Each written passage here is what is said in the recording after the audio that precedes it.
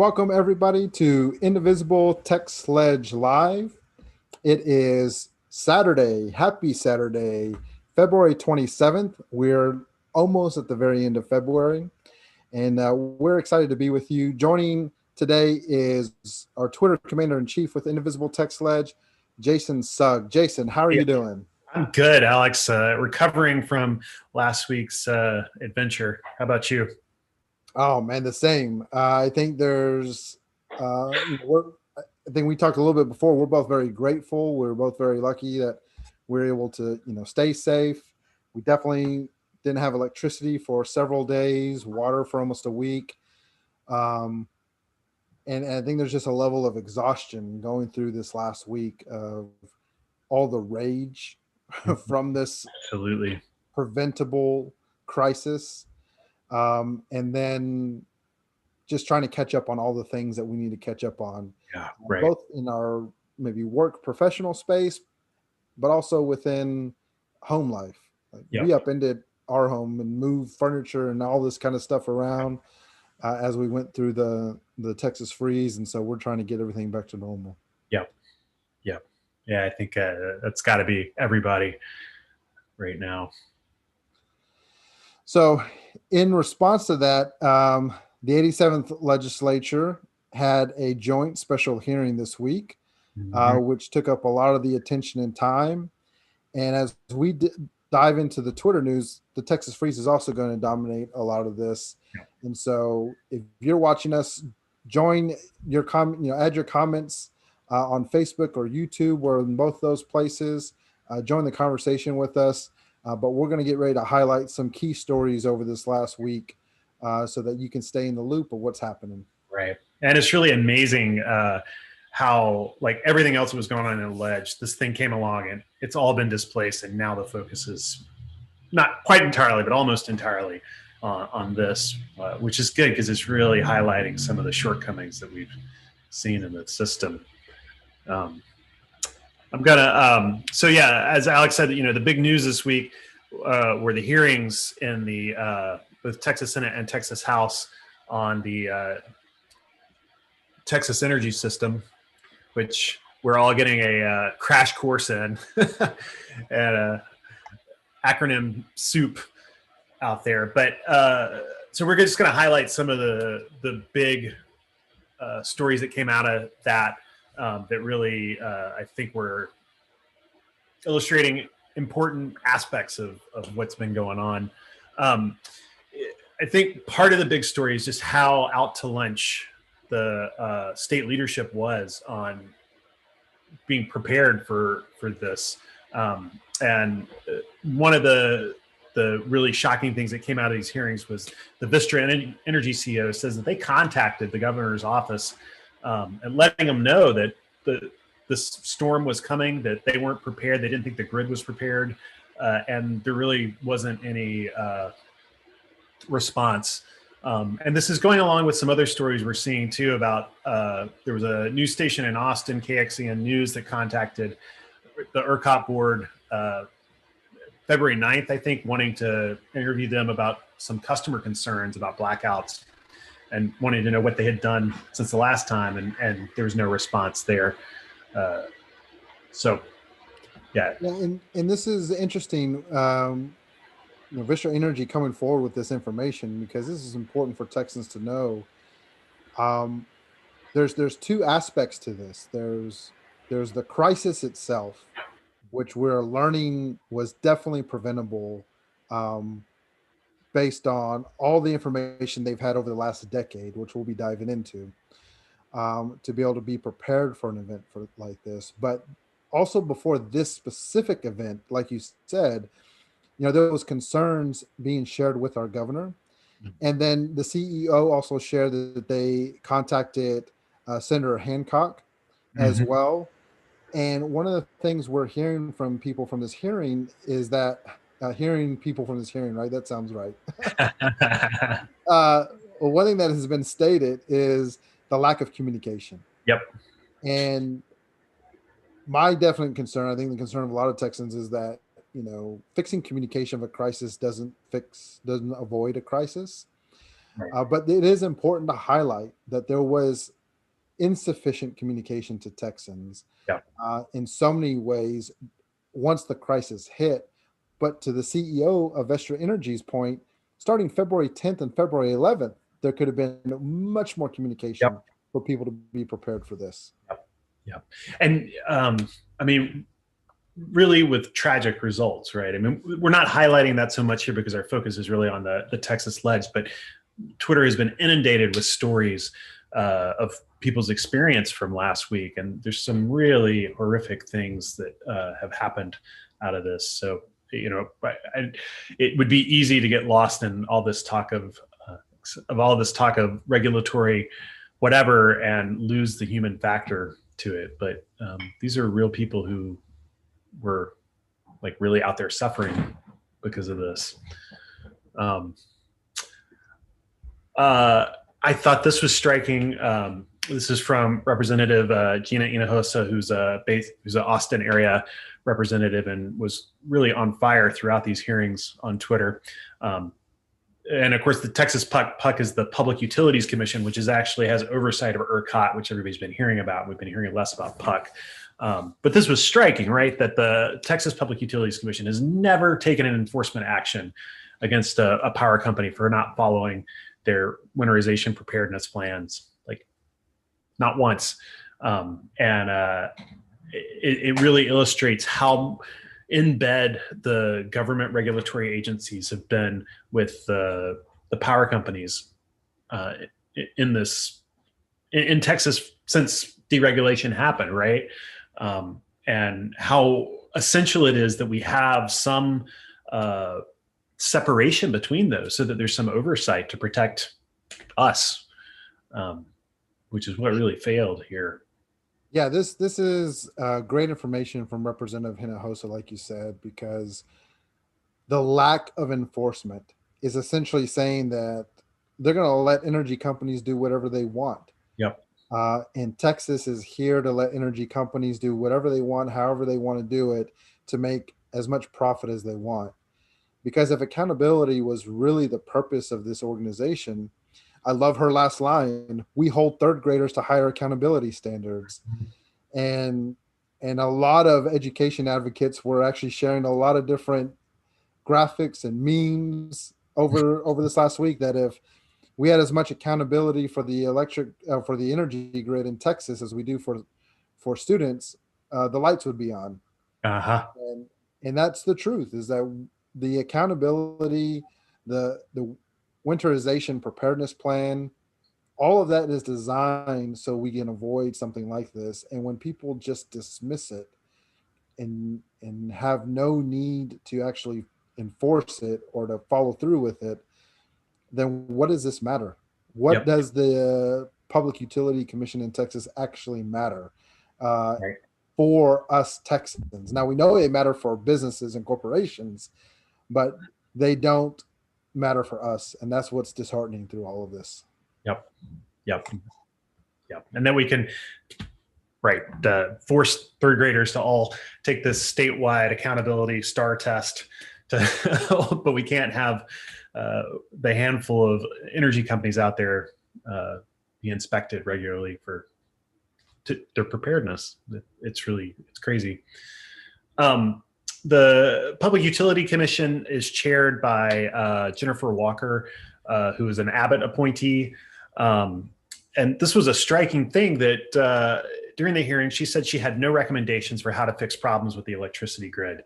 And that was a shocking thing, that no recommendations, really. I mean, this was a problem that was highlighted in 2011.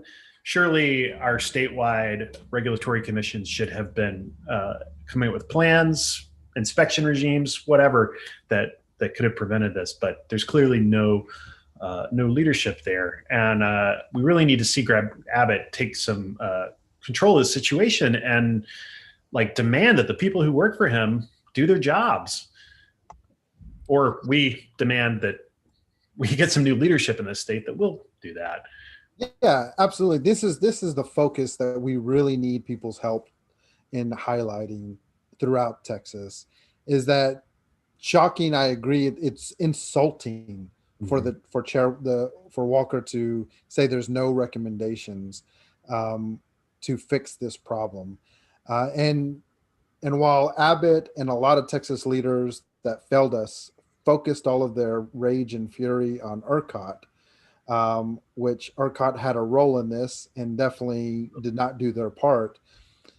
Not once have I heard Governor Abbott talk about his failures in terms of who he appointed to the Public Utility Commission in Texas, who have a much bigger role in making sure that the energy grid in Texas is going to keep running and that we're not going to have a catastrophic failure, which we were on the brink of.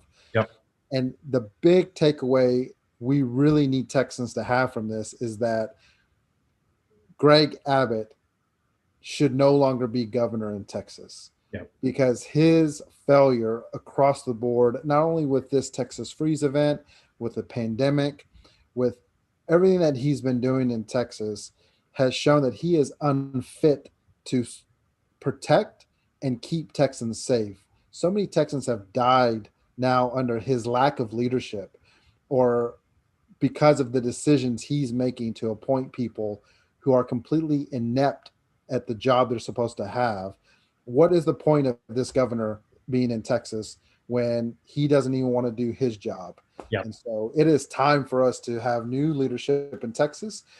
I think everyone would welcome Governor Abbott to resign. Go ahead and make that happen. I think there needs to be investigations by the legislature into what his role was, whether he dismissed concerns from energy companies when they reached out to him, whether he had information and did not disclose it to the public, whether he's done, deals with some of these people he's appointed with that have not shown any care in trying to help Texans and put recommendations forward. And that investigation can happen, but then at the end, let's vote him out. Let's make sure that 2022, he does not get another term as governor, because we are suffering and Texans are enduring trauma after trauma based on how he's handling crisis within our state. I think for many in Houston, they would say Hurricane Harvey was another example of his failed leadership. Right. Complete lack of response there. And I want to say for our listeners, if it sounds like we're angry, we are, right? Because this is crazy the way that this has played out and the kind of lack of response there. The rage is high for sure, Jason. My rage meter is pegged right now. And this will add a little bit more to it, that since we deregulated the energy industry, well, this is since 2004, we paid, according to the Wall Street Journal, so this isn't some crazy leftist news source. This is Wall Street Journal says we paid $28 billion more for electricity since 2004 than we would have if we just had a traditional utility structure. So we're paying more, we're getting less responsiveness, and some people are having these crazy electric bills now because the floating market of that stuff. And it just seems like a raw deal for Texans all around. $28 billion more went into the pockets of these electric companies, their CEOs, and the powers that be within those companies. And this deregulation was supposed to make to where the market was competitive. We're supposed to save money. We're supposed to have better prices. And this report absolutely shows that whole theory, just like other theories around economic vitality that try to get sold to us, are just complete lies, and they're just ways for companies to make more money. And now this deregulation is not just costing Texans money, but we are starting to refer to this as deadly deregulation, because Texans are dying because of this deregulation. And so this is no longer about, fairness or the market. This is about people's lives. And deadly deregulation in Texas is costing us so much more than it should be, and we really need to reform and change this in Texas. Absolutely. And just to throw a little bit more onto that rage pile, not only have we paid $28 billion more since 2004 for electricity, but now we're getting proposals from John Cornyn, and I've heard similar proposals from Greg Abbott that the state and federal governments are supposed to assist Texas power providers in winterizing their equipment. So, we're paying more. We're not getting the level of service that would protect the lives of Texans, and now we're supposed to actually pay for them to do that on top of all the money they've made off of this. It's really, this is kind of corporate welfare at its worst. And, I think it tells us who John Cornyn works for here. And it's not you and me. Yeah, in the middle of a pandemic, we've been asking for resources and support for families, for Texans, for individuals, in multiple different ways because people are suffering through this. And we've been hearing, pushback on that, saying, no, we don't have resources to just give people things, people need to work for this or whatever. But then when we see in a crisis exactly what you said, Jason, that corporations can be completely negligent, can cost people's lives. And instead of the reaction of our leaders wanting to investigate, to put people in jail for what they've done and for their companies to have to pay for what they've done, they want to write them a check. They want to say, well, wow, this happened. We should give you money to fix this. Yep. Because the $28 billion extra profit you made over the last 15 years, I guess isn't enough to cover this. Yep. And it's just absurd. It is now so much in our face how our elected officials are here to use taxpayers' money as a piggy bank for corporations instead of actually serving the people and providing solutions and being public servants for the people to hold these corporations accountable as well when they have deadly outcomes like they did with the Texas freeze event. Right. It is in our face. They are not hiding it. And we really, really need every Texan to understand that public servants in our elected officials is priority for us. Yep. We can no longer have these corporate shill politicians who only gain power for their own individual benefit and for the companies that they want to support, because it's costing us our lives. Yep. Yep. Absolutely. And we got to have, I've been thinking a lot this week about the Texas Railroad Commission, which if anybody, for those who follow here, the Texas Railroad Commission has nothing to do with railroads. It's the oil and gas regulator for the state of Texas, and a total, redirection of the name. I have no words. But and you look at that board, and it's almost entirely people from the oil and gas industry who are now also supposed to be regulating the oil and gas industry. And this has become just the kind of de facto way that things are in Texas. And it's got to change because, like you said, we're killing people through this. Yeah, the Texas Railroad Commission, I believe there's legislation to actually name them properly. Yeah, because that's right. of what their function really is with the oil and gas industry. Yeah. And we're hearing pushback from those spaces around, whether we should be investing in more renewable energy to help stabilize the energy grid in Texas, because the overdependence on oil and gas is also what hurt us. The natural gas pipes froze, and then that was what caused the biggest hit to our availability to energy. And so the Texas Railroad Commission is just another forum for corporations to shield themselves from having to invest in renewables, or for us to be able to even accept climate change, which is a big thing that needs to happen in Texas. Yeah. Speaking of, this was another thing that Representative Hinojosa highlighted from the hearings. That Ron Reynolds, the CEO of Energy, directly said that I think we're seeing the effects of climate change with this winter storm. We just have not been taking that threat seriously. In fact, there was another news story this week about how Greg Abbott had been relying on a kind of fringe meteorologist who's a climate change denier and has been an advisor to lots of conservative people. But that was really who was guiding the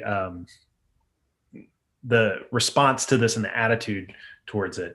But we need real science and really focused on the fact that the climate's changing, in part driven by oil and gas, and we need to be responsibly dealing with that. So we need to make headlines today, I think, Jason, and anybody who wants to encourage the news media to cover this. This is an important headline that on February 27th, 1 o'clock, Indivisible Texas Lege is confirming that climate change is real.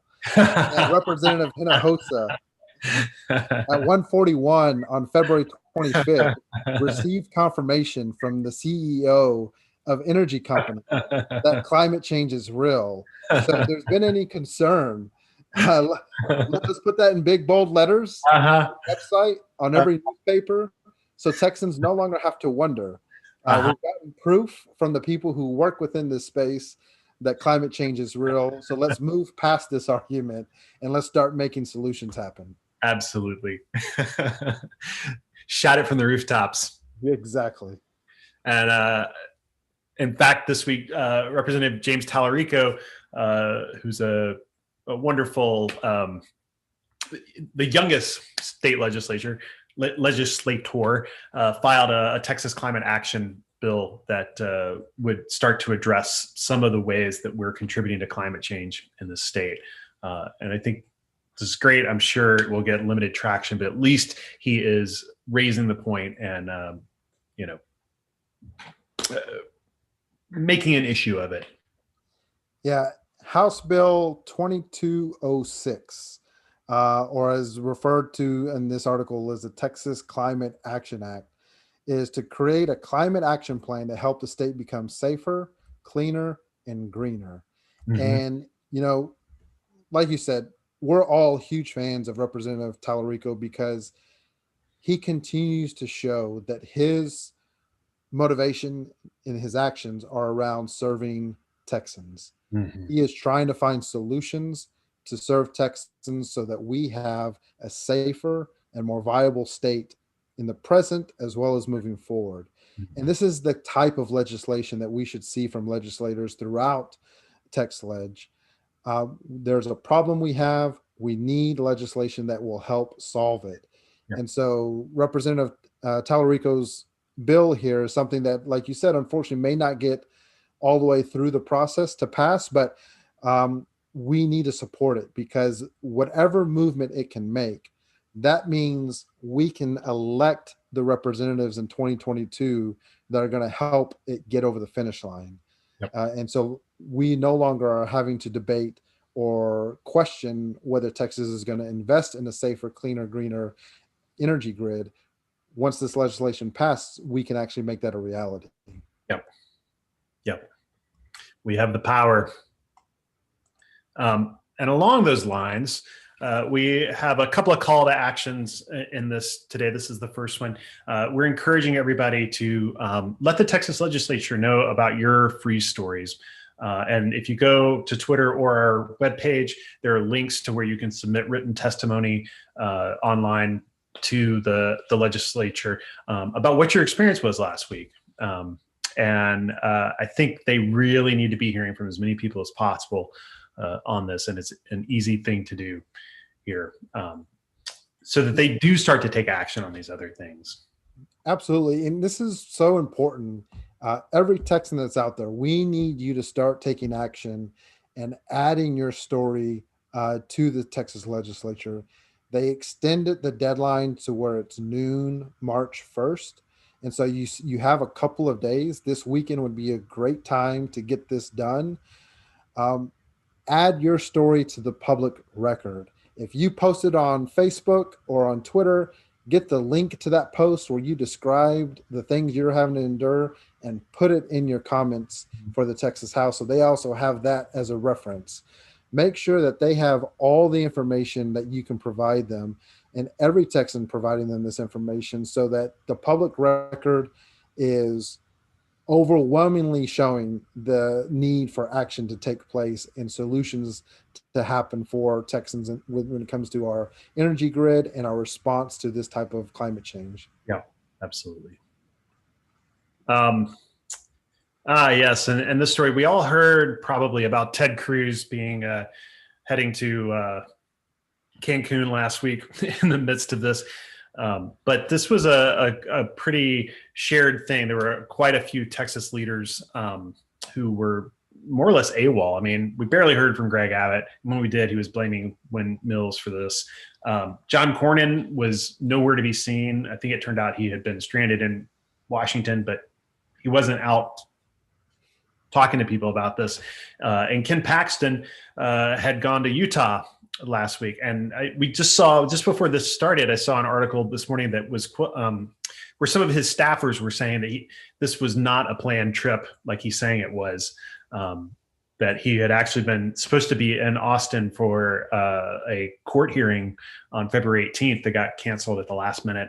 And yet somehow he wound up in Utah last week. So it seems like when the going gets tough, these guys get going out of state. But and this contrasts so hard with what we saw from like Beto, who had set up call phone banking to contact. I mean, I think they contacted 800,000 seniors across the state to just check in and see what they needed.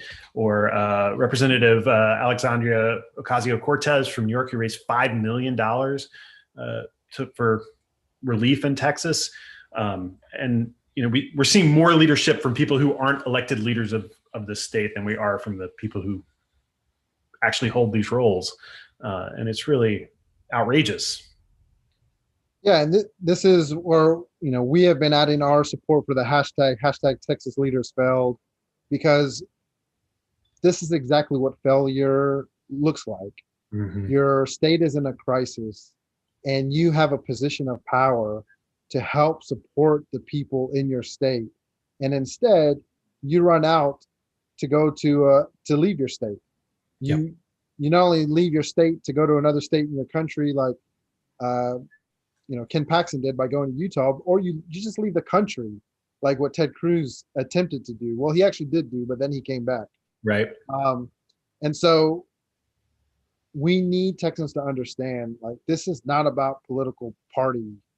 This is not about what party you reside in. Unfortunately, we're seeing that members of the GOP are the ones who are making this, but right. If there was a Democrat, an independent, or a Republican who took this kind of action, we as Texans collectively need to say, you do not deserve to represent us. This isn't about party. It's about responsible leadership and being there when the cards are down.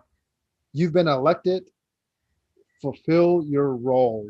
We have a crisis. People are dying. And we were, once again, on the brink of a huge catastrophe. I think 4 minutes and 37 seconds away from the entire grid having to be shut down for potentially weeks and months. And the death toll would have been huge, unfortunately, because of that. And when you see this footage of them running from reporters who are asking them questions, like Maggie Glenn, who are simply wanting to get a response, and we need to call this for what it is, simply cowards in this moment. We need to know that first, call for their resignation. And we've been calling for Attorney General Ken Paxton's resignation for a while now because of his indictment. He's under FBI investigation. He's been accused by staff of fraud. He participated in January 6th, the insurrection at the Capitol, by rallying people in that crowd. And he's filed frivolous lawsuits, and on and on and on we can go around the things he's done to attack our democracy, to not support our state, and to just be a complete corrupt person in politics and person in Texas. And so we will continue to call for his resignation. We call for the Texas Legislature to do a thorough investigation into Ken Paxton, as Representative Chris Turner has called for. Yeah.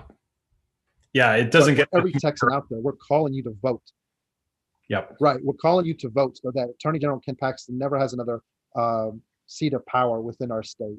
Yeah. We need a new Attorney General. And we need to make sure he doesn't try to run to some other office within Texas. Yep. The only way we can make that truly happen and guarantee it happens is with all of us. Yep. Absolutely. And we should mention he does have some, there are some people running against him. He's up for re-election next year. And so, there will be an opportunity to vote against him if he makes it that long, which we'll cross our fingers he doesn't. But I was really struck by this, that this week, what we were seeing from some Texas Republicans, I mean, to be fair, in these hearings, I was really pleased to see that there were Texas Republicans who were really taking Puck and ERCOT to task as well. So like that was, I was happy to see that there was some bipartisan outrage about this situation.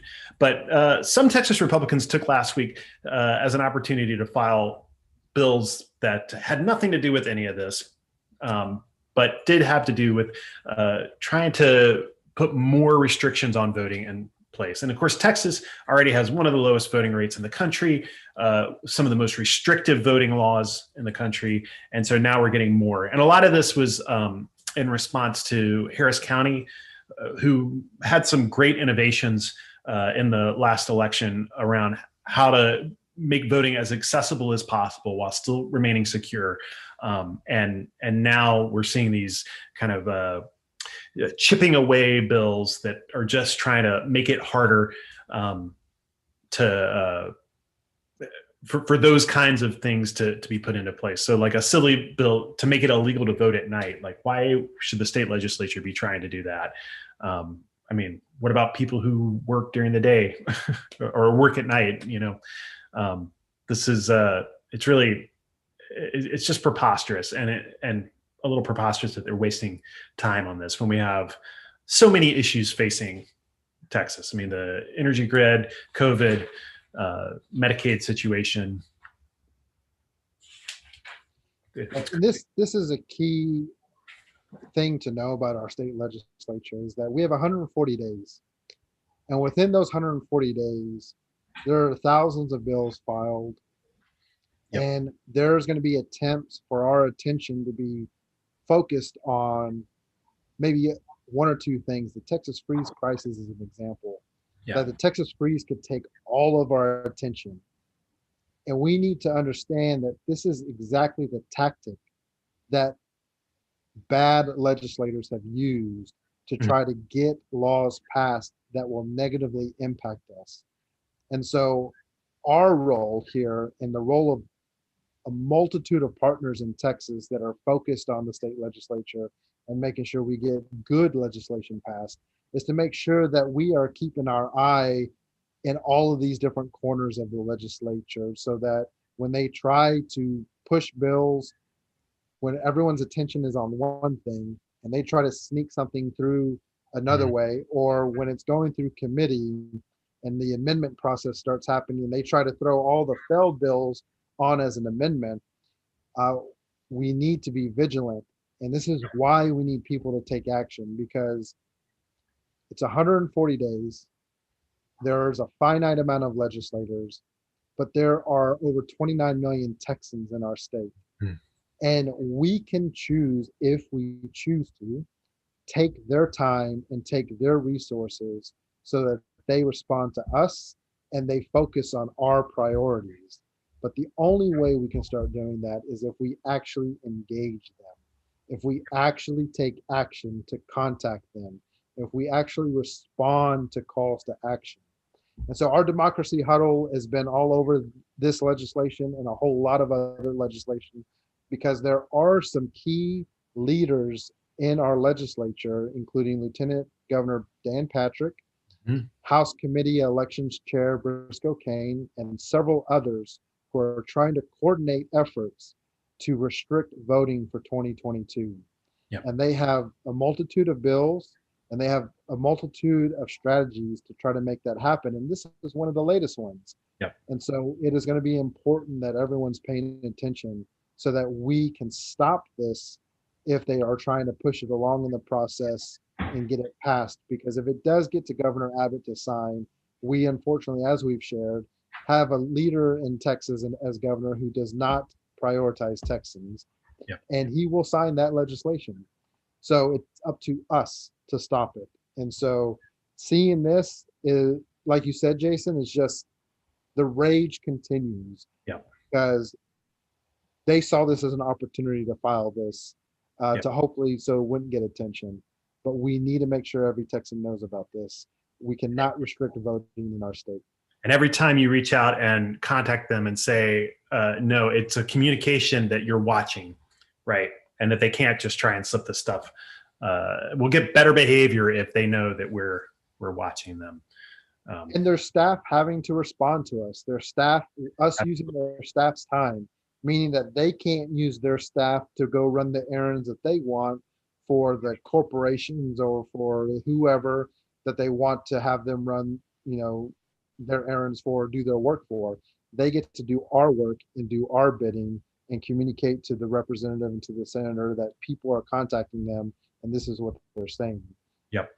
But we can't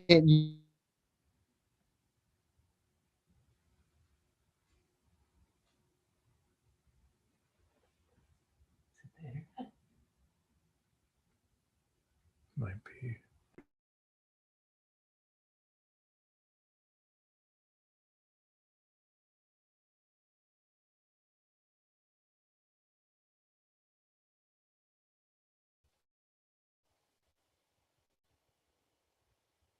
Oh, looks like I got a little break in my internet there. It looks like I'm back. Okay, great. Still here. All right. Good. That's you live. So along these lines of accountability and really reaching out to your state reps, we have another call to action this week that is just contact your state senator and your state rep and demand that they hold a town hall. And of course, town hall events are where they just they go and they talk to the public and they open themselves to questions from the public. And this is increasingly something that people just don't do, but it's really important for democracy, right? That they be hearing directly from people and answering questions that people have for them. And so, we're encouraging people to reach out to whoever your elected officials are and ask them, when are they planning their next town hall? Because there's a lot of things that we need to be addressing, and you want to hear about how they're what their plans are for that. Yeah, and every Texan starting this process is key. We're going to have a couple of other efforts to keep driving this, and then all the representatives and senators that deny this, we'll also use as a way of letting people know. But this is where the people in your community are so essential, and being connected in those relationships you've built. Because if there is a big enough mass of people within your district demanding a town hall, then it gives us the opportunity of that actually happening. And with the Texas Freeze event, this is a great opportunity to get answers from legislators based on all the information they're getting and all the public hearings that are happening right now. They're not making public testimony available to us. We're able to write testimony and share our story through writing, which is we're grateful to be able to do that, but that should not be the standard. And since they're not giving us public testimony to hear our voice, then this is what we need to transition to, is demanding a town hall. We need them to come to us then, if they're not going to let us go to them. At the end of the day, we need to take their time. And this is the work that we've got to make sure we're doing, so that we are taking their time, we're getting answers, and they are hearing directly from Texans, so that they are held accountable and that we can then know whether they're going to do the right thing or not. Because then if there's a bunch of voters watching them and they decide not to do the right thing to help Texans, especially after a crisis like this, with solutions that will prevent it, then hopefully those Texans are then motivated to vote for a better representative, a better senator, and we have true public servants then in the legislature. So every action is connected to the next one. And so we need this in order to continue to move forward with improved legislators in our body. Amen.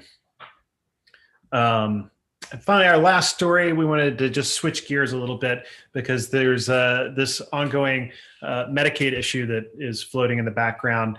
And Senator Royce West was highlighting this week how we can actually save money in the Texas budget by accepting federal Medicaid expansion funding. And this is something that's been on the table for forget how long now, 7-8 years.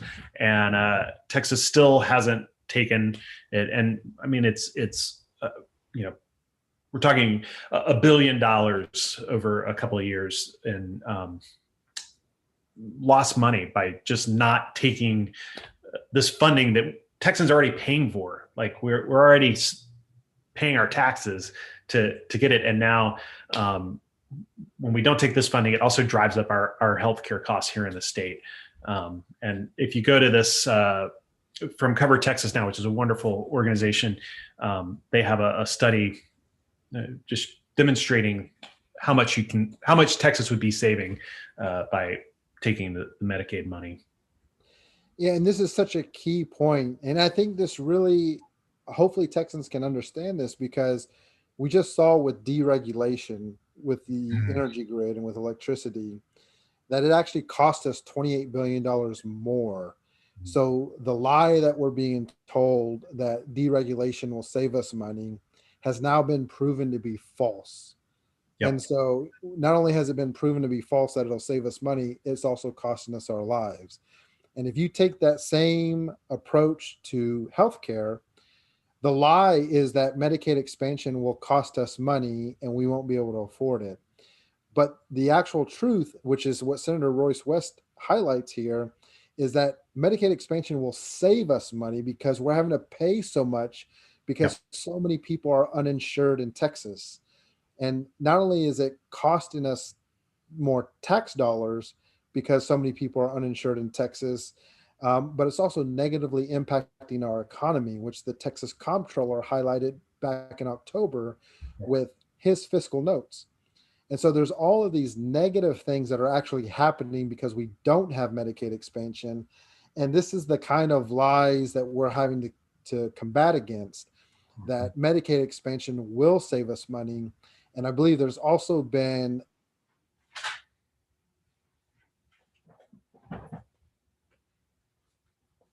I think we lost Alex again. 10. Even if our state pays 10, we still save money. Now it's only 5% the state would have to pay. Yep. And so this is an opportunity for us to really rally for Medicaid expansion. And I apologize, Jason, if my internet's starting to have a couple of more hiccups. But I want to share an event that we're actually doing in collaboration with Cover Texas Now, but it's being led by Sick of It Texas. And so let me share my screen here. Yeah.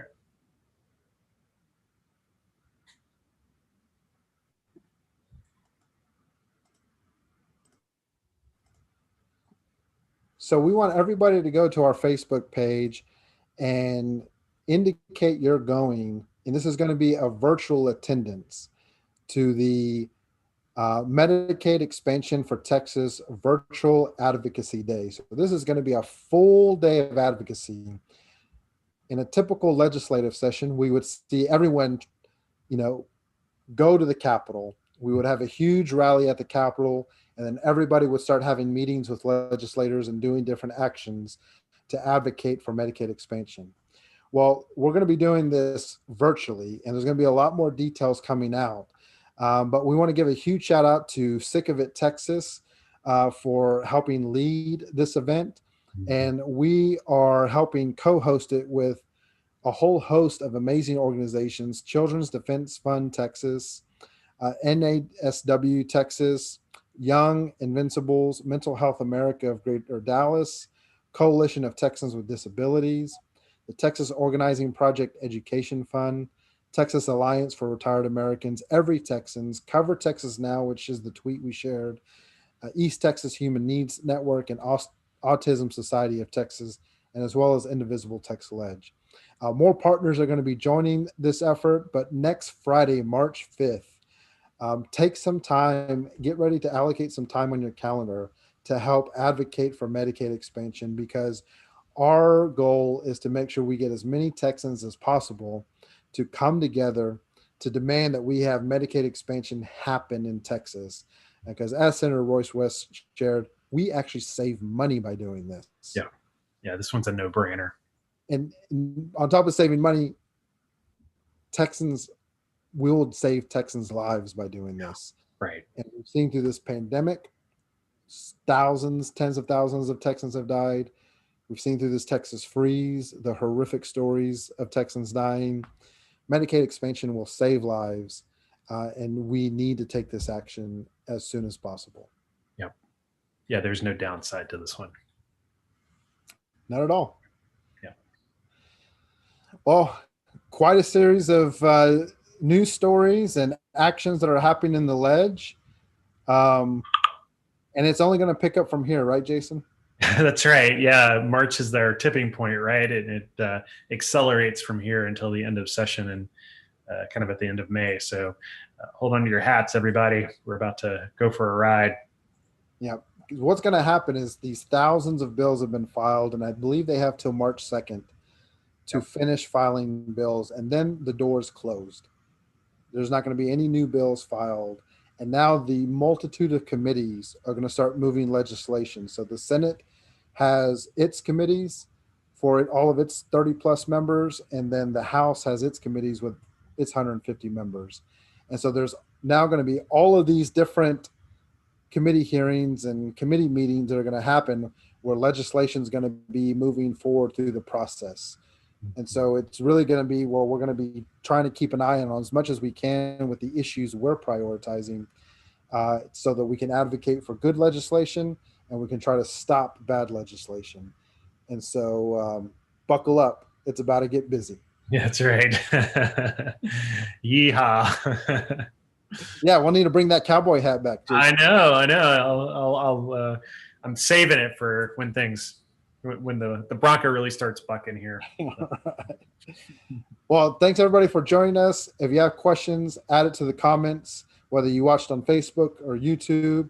We want to make sure that Texans have everything they need. Share the links to the Twitter stories so that you can help people stay informed. And also take action on those CTAs that we're sharing. Those calls to action, we're dependent on Texans following through. And so be a part of taking action so that we can have a much better and brighter state in Texas. Yep. All right. Thanks, everybody. Yep. Bye, y'all.